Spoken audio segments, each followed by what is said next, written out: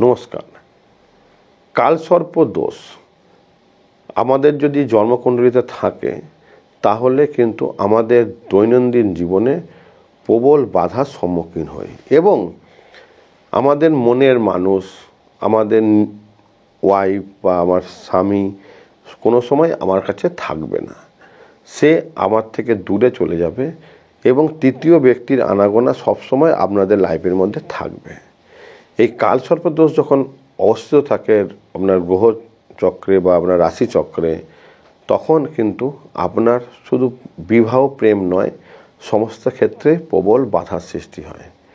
এই কালসর্প দোষকে কি করে আপনি শান্ত করে আপনি আপনার মনের মানুষকে আপনার কাছে নিয়ে আসবেন, এই রিকোয়েস্টটা আপনারা আমাকে অনেকেই করেছিলেন, তাই জন্য আজকের এই ভিডিওটা।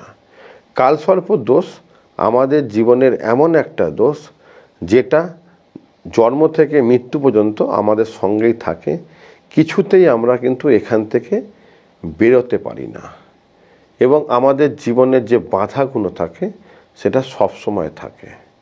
কালসর্প দোষকে যদি শান্ত করতে হয় তাহলে সবথেকে ভালো উপায় হচ্ছে আপনি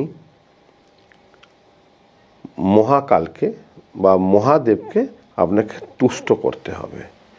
কীভাবে করতে হবে?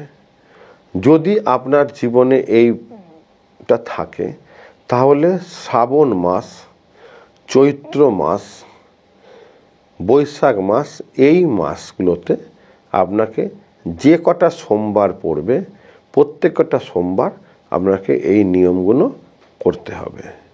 কি করতে হবে? আপনাকে কাঁচা দুধ, ঘি, মধু এবং গঙ্গা জল নিতে হবে এবং 4খানা বেলপাতা নিতে হবে। আগের দিন আপনাকে সম্পূর্ণ নিরামিষ খেতে হবে এবং সোমবার দিন আপনাকে শুধু ফলাহার করতে হবে। সকালবেলা ঘুম থেকে উঠে গঙ্গা স্নান করবেন, করে আপনি শিব মন্দিরে যাবেন। গিয়ে প্রথমে আপনি ঘি নেবেন, ঘি দিয়ে শিবকে ভালো করে চান করাবেন, মাখাবেন। মাখাবার সময় এই মন্ত্রটা বলবেন, ওং খ্রিং খ্রিং খ্রিং খ্রিং খ্রিং খ্রিং ফট বলে শিবকে ভালো করে ঘি মাখাবেন। মাখিয়ে তাকে গঙ্গা জল দিয়ে তাকে আবার ভালো করে চান করাবেন। প্রত্যেকবার যখন গঙ্গা জল দেবেন তখন ওই মন্ত্রটা বলবেন, বলে তাকে স্নান করাবেন। করিয়ে একটা বেলপাতা দেবেন এবং একটা মিষ্টি দেবেন এবং একটুখানি রড়ি দিয়ে দেবেন। দিয়ে আপনার মনস্কামনা বাবাকে বলবেন। আবার দুপুরবেলা আপনি যাবেন, গিয়ে আগের যে বেলপাতা, সেগুলো ফুল, যে নীল ফুল বা সাদা ফুল বা মিষ্টি সব সরিয়ে রেখে দেবেন। গিয়ে আবার ভালো করে মধু দিয়ে বাবাকে চান করাবেন, মধু মাখাবেন। মাখিয়ে ওই মন্ত্রটা বলবেন, যে মন্ত্রটা বললাম, ওং খ্রিং খ্রিং খ্রিং খ্রিং খ্রিং খ্রিং ফট মন্ত্রটা বলে মধুটা মাখাবেন। মাখিয়ে আবার গঙ্গা জল দিয়ে ভালো করে স্নান করাবেন। প্রত্যেকবার যখন গঙ্গা জল দেবেন ওই মন্ত্রটা বলবেন।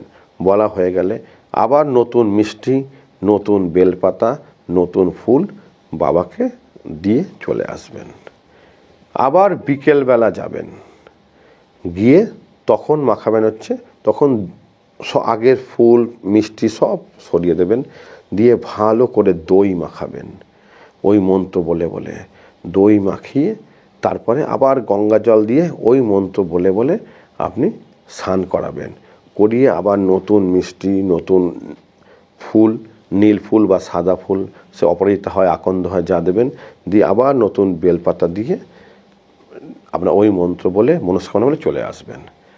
আবার ঠিক সন্ধেবেলা আবার যাবেন, গিয়ে আগের ফুল মিষ্টি সব সরিয়ে দেবেন। দিয়ে বাবাকে ভালো করে দুধ দেবেন, ভালো করে দুধ দিয়ে বাবাকে স্নান করাবেন। করিয়ে ওই মন্ত্র বলে বলে দুধ দিয়ে স্নান করাবেন। স্নান করানোর পর আবার ভালো করে গঙ্গা জল দিয়ে স্নান করাবেন, করিয়ে আবার নতুন বেলপাতা, নতুন মিষ্টি, নতুন ফুল সব দেবেন, দিয়ে ওই মন্ত্র বলে বলেই দেবেন এবং আপনার মনস্কামনা জানাবেন। এইভাবে 4 প্রহরে আপনি বাবাকে পুজো করবেন। তারপরের সোমবার আবার ঠিক করবেন, যে কোনো একটা মাস বেছে নিন, নিয়ে এইভাবে আপনি বাবাকে কাছে নিবেদন করুন, আপনার মনস্কামনা জানান ওই মন্ত্র বলে। দেখবেন কালসর্প দোষ থেকে আপনি একদম মুক্তি পেয়েছেন, গ্যারান্টি দিয়ে বললাম। করে দেখুন, অবশ্যই ফল পাবেন। ভিডিওটা ভালো লাগলে অবশ্যই লাইক করবেন, শেয়ার করবেন এবং কমেন্টে হর হর মহাদেব অবশ্যই লিখবেন। যদি জ্যোতিষ ও তন্ত্র শিখতে চান আমাকে সরাসরি ফোন করবেন, যদি আমাকে সবসময় পেতে চান রুদ্রগঙ্গা অ্যাপটাকে ডাউনলোড করবেন। ভালো থাকবেন, হর হর মহাদেব।